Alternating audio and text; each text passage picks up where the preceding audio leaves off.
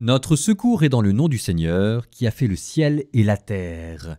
Vous savez que depuis quelque temps, nous faisons d'un côté le premier livre des rois et de l'autre côté le livre des prophètes. Eh bien, voici le chapitre où nous nouons les deux. C'est dire son importance.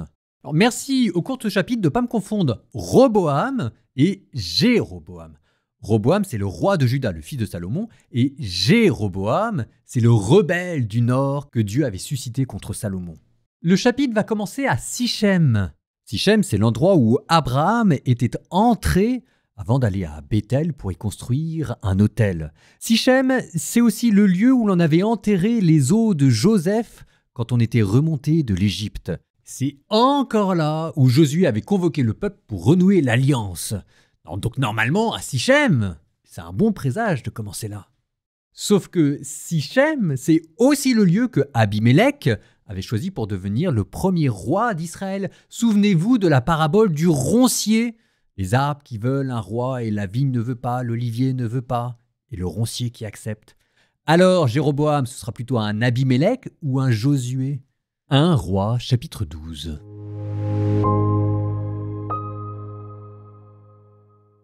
Roboam se rendit à Sichem. C'est à Sichem, en effet, que tout Israël était venu pour le faire roi. Jéroboam, fils de Nébat, apprit la nouvelle. À cette époque, il était encore en Égypte. Il s'était enfui loin du roi Salomon et depuis, il demeurait en Égypte. On envoya chercher Jéroboam, et il vint ainsi que toute l'assemblée d'Israël. Ils s'adressèrent à Roboam en disant « Ton père a rendu pénible notre joug. Toi, maintenant, allège la pénible servitude imposée par ton père et le joug pesant qu'il nous a infligé, alors nous te servirons. » Il leur répondit « Retirez-vous pour 3 jours, puis revenez vers moi. » Et le peuple se retira. Le roi Roboam prit conseil des anciens, ceux qui s'étaient tenus en présence de son père Salomon de son vivant. Il leur dit « Quelle réponse conseillez-vous de faire à ce peuple ?» Ils lui dirent alors « Si tu te fais aujourd'hui le serviteur de ce peuple, si tu te mets à leur service, et si dans ta réponse tu leur adresses des paroles bienveillantes, ils seront tes serviteurs pour toujours. » Mais il négligea le conseil que lui donnaient les anciens. Il prit conseil des jeunes gens qui avaient grandi avec lui et qui se tenaient en sa présence. Il leur demanda « Que conseillez-vous ? Quelle réponse allons-nous faire à ce peuple qui m'a parlé en disant « Allège donc le joug que nous a infligé ton père ?» Les jeunes gens qui avaient grandi avec lui répondirent « Voici ce que tu répondras à ce peuple qui t'a parlé en disant « Ton père a rendu lourd notre joug, mais toi, pour nous, allège-le. » Voilà ce que tu leur diras. « Mon petit doigt est plus fort que les reins de mon père. S'il est vrai que mon père vous accablait sous un joug pesant, je vais, moi, ajouter encore à votre joug. Mon père vous a corrigé avec des lanières, eh bien moi je vous corrigerai avec des fouets à pointe de fer. » Le 3e jour, Jéroboam revint, ainsi que tout le peuple auprès de Roboam, conformément à la parole du roi, revenez vers moi le 3e jour. Et le roi répondit durement au peuple, en négligeant le conseil donné par les anciens. Il parla au peuple en suivant le conseil des jeunes gens. « Mon père a rendu lourd votre joug, je vais, moi, ajouter encore à votre joug. Mon père vous a corrigé avec des lanières, eh bien moi, je vous corrigerai avec des fouets à pointe de fer. » Ainsi, le roi n'écouta pas le peuple. En effet, la tournure que prenaient les choses venait du Seigneur, pour que s'accomplisse la parole que le Seigneur avait dite par l'intermédiaire d'Ahias de Silo à Jéroboam, fils de Nébat. Tout Israël vit que le roi ne les avait pas écoutés. Le peuple rétorqua au roi « Quelle part avons-nous chez David ? Pas d'héritage chez le fils de Jessé. À tes tentes, Israël. Maintenant, David, pourvois donc à ta maison. » Et Israël s'en alla dans ses tentes. Quant aux fils d'Israël qui demeuraient dans les villes de Juda, Roboam régna sur eux. Le roi Roboam envoya Adoram, le chef de la corvée. Mais tout Israël le lapida, et il mourut. Et le roi Roboam se vit contraint de monter sur un char pour s'enfuir à Jérusalem. Les 10 tribus d'Israël rejetèrent la maison de David. Et cette situation dure encore aujourd'hui où ceci est écrit. Dès que tout Israël apprit que Jéroboam était revenu, on l'envoya chercher pour qu'il vienne à la réunion du peuple, et on le fit roi sur tout Israël. Il ne restait pour suivre la maison de David que la seule tribu de Juda. Roboam arriva à Jérusalem. Il rassembla toute la maison de Juda et la tribu de Benjamin, 180 000 guerriers d'élite, pour combattre la maison d'Israël afin de rendre la royauté à Roboam, fils de Salomon. Alors la parole de Dieu fut adressée à Shemaïa, homme de Dieu. Parle à Jéroboam, fils de Salomon, roi de Juda, à toute la maison de Juda et de Benjamin et au reste du peuple. Ainsi parle le Seigneur, ne montez pas, ne faites pas la guerre à vos frères les fils d'Israël. Retournez chacun chez soi, car c'est moi qui suis à l'origine de cette affaire. Alors ils écoutèrent la parole du Seigneur, et ils s'en retournèrent selon la parole du Seigneur. Jéroboam fortifia Sichem dans la maison d'Éphraïm et s'y établit. Puis il en sortit et fortifia Pénouël. Jéroboam se dit « Maintenant le royaume risque fort de se rallier de nouveau à la maison de David. Si le peuple continue de monter à Jérusalem pour offrir des sacrifices dans la maison du Seigneur, le cœur de ce peuple reviendra vers son souverain Roboam, roi de Juda, et l'on me tuera. » Après avoir tenu conseil, Jéroboam fit fabriquer 2 veaux en or, et il déclara au peuple « Voilà trop longtemps que vous montez à Jérusalem. Israël, voici tes dieux qui t'ont fait monter du pays d'Égypte. » Et il plaça l'un des veaux à Béthel, l'autre à Dan. Et ce fut un grand péché. Le peuple conduisit en procession celui qui allait à Dan. Jéroboam y établit un temple à la manière des lieux sacrés. Il y institua des prêtres pris n'importe où et qui n'étaient pas des descendants de Lévi. Jéroboam célébra la fête le 15e jour du 8e mois, fête pareille à celle que l'on célébrait en Juda, et il monta à l'autel. Il fit de même à Béthel, en offrant des sacrifices aux veaux qu'il avait fabriqués. Il établit à Béthel les prêtres des lieux sacrés qu'il avait institués.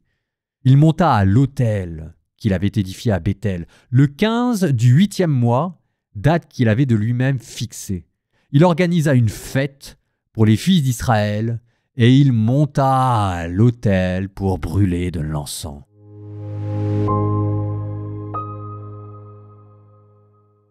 Jéroboam, j'espère que tout le monde a suivi, Jéroboam, c'est le rebelle du nord que Dieu avait suscité contre Salomon.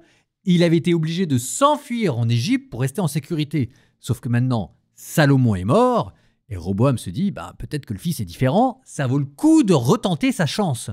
La demande qu'il fait est pleine de bon sens et n'est pas sans rappeler la demande que Moïse avait faite jadis à Pharaon pour demander d'alléger la corvée.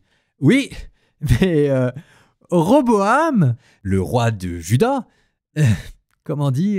il a 41 ans et il demande conseil à des jeunes gens qui devaient probablement avoir son âge, mais c'est la nouvelle génération arriviste et arrogante, soucieuse de montrer que la place leur appartient.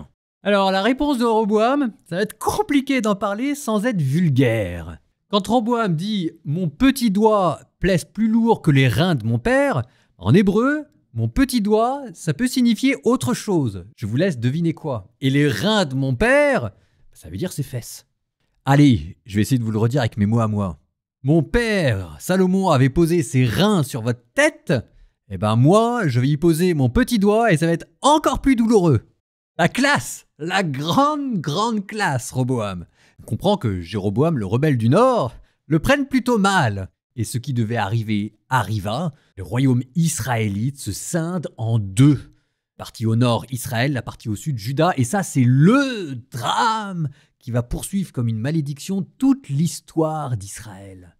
Parce que non seulement ça rompt l'unité du peuple, et c'est quand même pour cette unité que Jésus va mourir, qu'il soit un comme nous sommes un, Père, toi en moi et moi en toi. Et puis deuxième chose quand même, c'est que face aux empires naissants, les Israélites maintenant seront impuissants, ils seront trop faibles, divisés qu'ils sont. En tout cas, on continue de faire des liens entre le livre des rois et le livre des prophètes. On a vu les prophètes arriver, on voit maintenant la division nord-sud arriver, et voilà encore un autre lien. Jéroboam, qui prend en main le royaume du Nord, se dit, en bon sociologiste des religions qu'il est, que avoir une religion nationale, ce serait peut-être quand même une bonne idée pour cimenter le peuple nouvellement créé. Et quitte à manipuler la religion, autant bien le faire. Il construit 2 sanctuaires, un au nord, un au sud, Dan et Bethel, dans lequel il met des veaux d'or. Et c'est là où vous pouvez me remercier de vous avoir mis Osée et Amos, parce que sinon ce veau d'or, vous l'auriez oublié, ça aurait été juste inversé, mais maintenant avoir entendu et réentendu toutes les récriminations des prophètes, vous comprenez le poids que ces autels païens vont faire peser. Il est probable que Jéroboam n'ait même pas eu l'impression d'apostasier. Probablement, la religion juive possédait 2 courants. Un courant orthodoxe qui se réclamait davantage de Moïse, de l'Alliance et des 10 commandements, et un autre courant hérétique qui se réclamait d'une tradition idolâtrique, celle d'Aaron et du veau d'or. Et oui, il n'est pas impossible qu'il y ait eu dans le peuple israélite tout un courant qui vénérait Yahvé sous forme d'un veau d'or, symbole de puissance, et qui imaginait le culte de Yahvé comme un culte cananéen. Et que de la même manière que les Cananéens avaient une statue, pourquoi est-ce que Yahvé n'aurait pas le droit d'avoir une statue? Et quitte à la faire, autant bien la faire, on va prendre le symbole commun de la puissance. Pour énormément d'Israélites, c'est ce que je vous disais, Yahvé, c'était un dieu cananéen comme les autres. Le coup de génie de Moïse, c'est d'avoir réussi au mont Sinaï à intégrer ce courant idolâtrique dans la religion, mais de l'intégrer par le haut. Et on avait donné une place d'honneur sacrificielle à cette tradition araonique. Ça ne veut pas dire que les sacrifices sont païens, mais c'était une manière de réconcilier les sensibilités religieuses du peuple dans un système religieux unifié. Et voilà que c'est à ce courant idolâtrique, mais qui avait toujours été présent dans le peuple, que Jéroboam décide d'identifier le royaume du Nord. Parce qu'il ne faut pas imaginer que Jéroboam se soit dit « je vais construire un sanctuaire païen ». Il s'est dit « il y a 2 courants religieux tout autant légitimes l'un que l'autre au sein de ma propre religion. Je vais choisir celui qui est majoritaire dans mon pays et hop, le tour est joué ». Et vous savez, les guerres de religion au temps du protestantisme et du catholicisme, c'est exactement ça ce qui s'est passé. Cuius reio, eius religio. Et ça vous donne encore un lien avec le livre des prophètes qu'on lit en parallèle. Quand on vous disait que les Israélites n'étaient même plus capables de faire la différence entre la véritable religion qui venait de Moïse révélée sur le mont Sinaï et les religions cananéennes à coups d'idolâtrie et de statues, nous y sommes. Juste avant de terminer mon commentaire, quand même, une petite phrase. Toute proportion gardée, cette partition en 2 des Israélites n'est pas sans rappeler la division de l'Église. Et pour ceux qui auraient la tentation de voir derrière la religion du Nord idolâtrique ou les catholiques, ou les orthodoxes, ou les protestants, laissez-moi vous dire que la religion du Sud, dans le pays de Juda, ira pas beaucoup mieux. Psaume 98. Le Seigneur est roi, les peuples s'agitent. Il trône au-dessus des kéroubim, la terre tremble. En Sion, le Seigneur est grand, c'est lui qui domine tous les peuples. Il proclame ton nom grand et redoutable, car il est saint.